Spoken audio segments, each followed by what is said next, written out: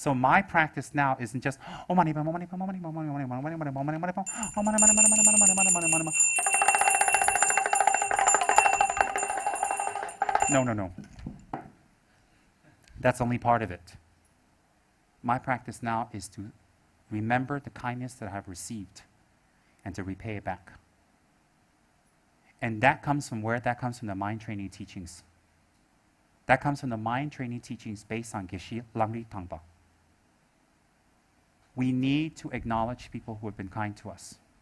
We need to acknowledge people who have done things for us. We need to acknowledge people who have contributed to our lives.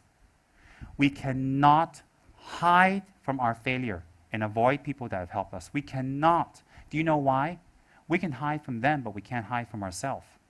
And when we allow ourselves to do that, we do more and more and more and more and more. And it doesn't stop. And when we do more, emotional pain and problems come from that. Not to mention karma. Not to mention karma. I'm not focusing on karma right now because we're not really convicted on karma yet. But let me focus on what your conviction is. Emotional problems and pain and suffering.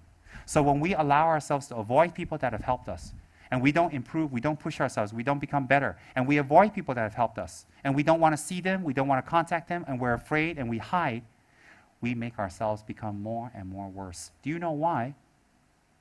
Because we can't hide from ourselves, and we know what we're doing.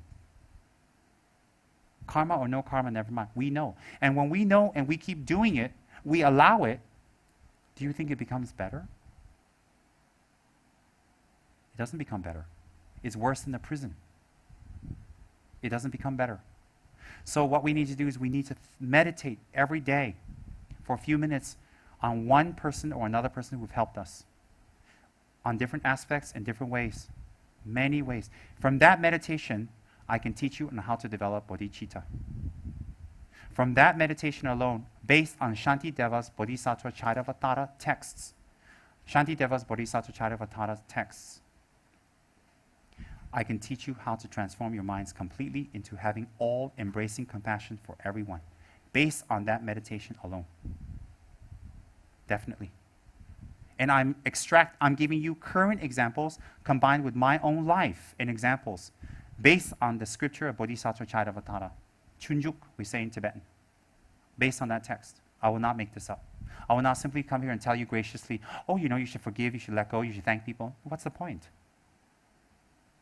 It's from that beautiful text. That text changed my life when I really changed my life. It talks about the kindness of others and why we should think about the kindness of others and how the kindness of others and reflecting upon it makes us become enlightened. Makes us let go. Makes us forgive.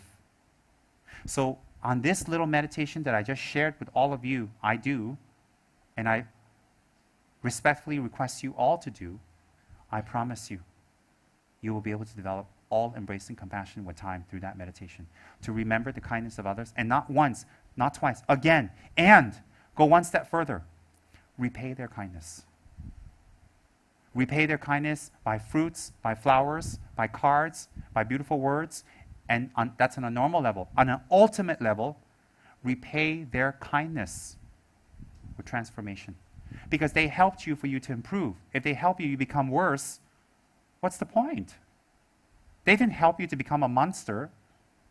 They didn't help you to become worse. They helped you to become better. So when you become better and better and better, the people who helped you will be inspired to help other people. It's very selfish when people help us and we don't change. You know why? For high-level beings, it doesn't matter. But for normal beings that help us, we give them a message. If you help people, you don't get result. And then they won't help people. So when we keep disappointing people, lying and not doing and not pushing and no effort, we give a message to people that's very selfish. Normal people like me and you, that we keep helping and we keep getting disappointed, we stop helping. We become cold. We become withdrawn. We become suspicious. Do we want to do that to a person who can help many people? Is that the message we want to give to people that can help to many people? Even in our own lives with our mothers, with our fathers who've helped us so much, and if they ever stop helping us and they can help us and they don't, it's a clear signal to us they're very hurt and disappointed by us. They're very hurt. Why are they very hurt? When they can say no to the one person they love so much, and they don't want to give you, and they want you to suffer, it means you've hurt them very badly. You've hurt them. Why? How can we say no to our precious little darling prince and princess? How? Mothers can give their lives for their kids. That's how kind mothers are. That's according to Shantideva. According to Shantideva, mothers can give their lives for their child. So she can't give her money, she can't give advice, she can't give a home, she can't give food. Of course she can. If she doesn't, it means you've hurt her very badly. You disappointed her tremendously. How do we develop compassion for all sentient beings? And that's a quality that's necessary for Buddhahood if we can't even repay the kindness of a few people who have done so much for us. So do we want to keep going back and telling my mother, I failed, I lost my job, I need more money, my wife ran away, my kids won't talk to me, my husband ran away? Do we want to keep doing that? We want to keep going back to our lovers and say, oh, sorry, blah, blah, blah, sorry, I did this, sorry, I did that, blah, and over and over and over again. Is that how we repay people's kindness? If we repay people's kindness like that, definitely our tantric practice and our meditational practices cannot bear fruit. Why? It's connected. It is totally connected. I'm giving you Dharma teachings here. I'm not giving you meditational techniques, step 1, step 2, step 3, step 4. It doesn't help you right now. I'm giving you Dharma teachings from the heart, teachings that affect the heart, teachings that make us hopefully think deeper. I'm teaching you Guru devotion. And I'm breaking down Guru devotion into 2 categories. A, forgive. B, repay. Forgive, harm. Repay, kindness. Forgiving harm and repaying kindness will make your mind free, will make your heart free, will give you peace, and will help you to have the mental strength to endure any difficult situation. Any difficult situation. And from any difficult situation which we all have to experience, that's life. There's no way we can separate from separation, from death, from sickness, from old age, from poverty, from stress, from misunderstanding, from anger. There's no way we can separate ourselves from that. No way.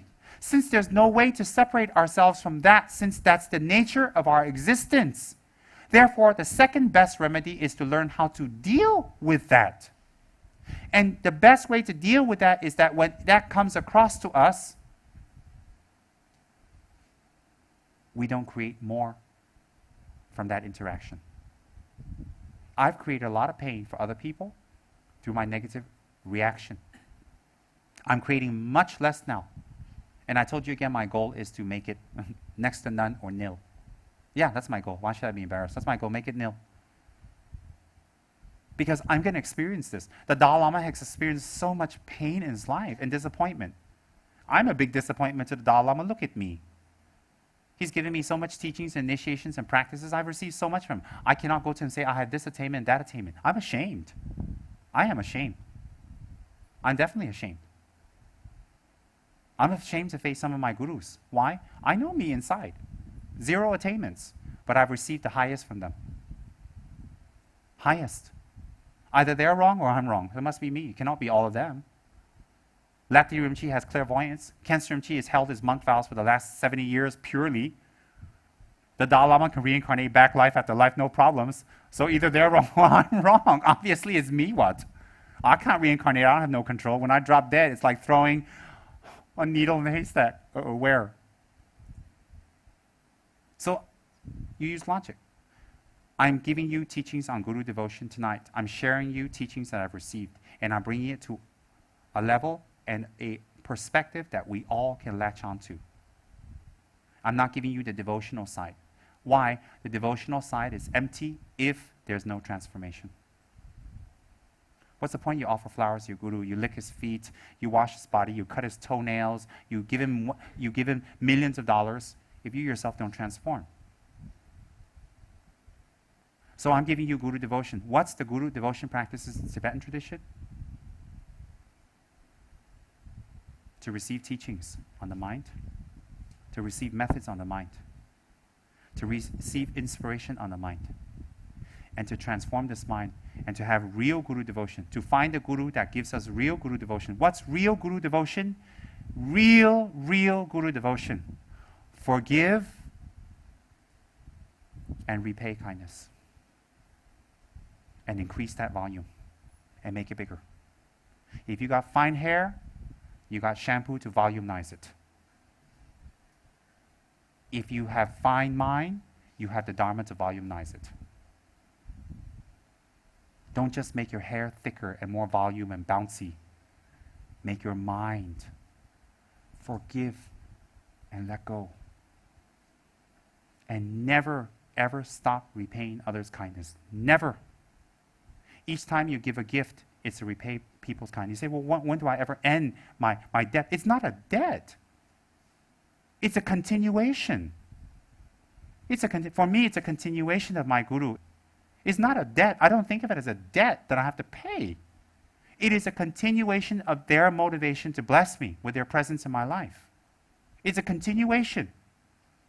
And by doing this for others, may I become a Tsem Rinpoche for others.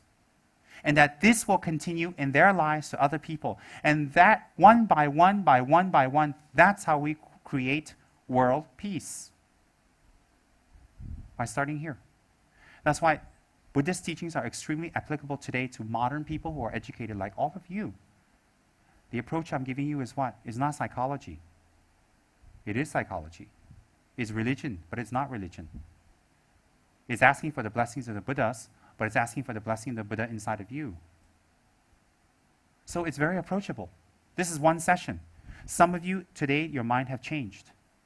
And you say, yeah, I'm going to do that. And I'm very happy.